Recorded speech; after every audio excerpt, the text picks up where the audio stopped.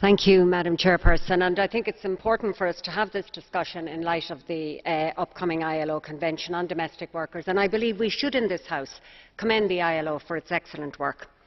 Domestic work, like for example family caring, takes place exclusively in the family home, and traditionally of course in the EU it was women's work, although that's changing.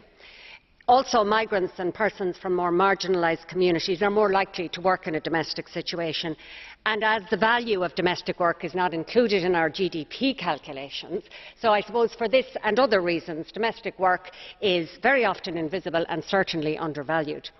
And without any doubt this leaves domestic workers in a precarious position, and very often they have to rely on the goodwill of employers.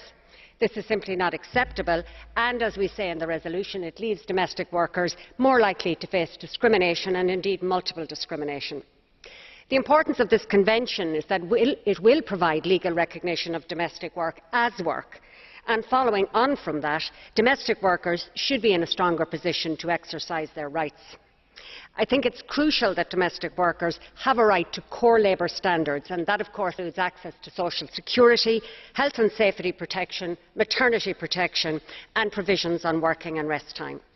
As I said, because domestic work takes place largely within the family home, there can be issues of privacy involved, and I think we need to find innovative and workable solutions to ensuring the health and safety of domestic workers.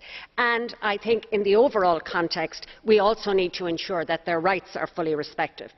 And I think one solution might be the use of model contracts. For example, in the Canton of Geneva there is a model contract which is automatically entered into by all employers and employees. That model contract deals with issues such as the minimum wage, family allowances, holidays and other matters, and I believe similar type contracts operate in Belgium. I think this gives greater security to domestic workers, and it also simplifies matters for employers and eliminates grey areas and ambiguities. I also want to say I am very happy to support the amendments from the Greens, where they talk about the inclusion of au pairs and they talk about undeclared work, but come forward with practical suggestions to ensure we are proactive in ensuring access to the open labour market for domestic workers.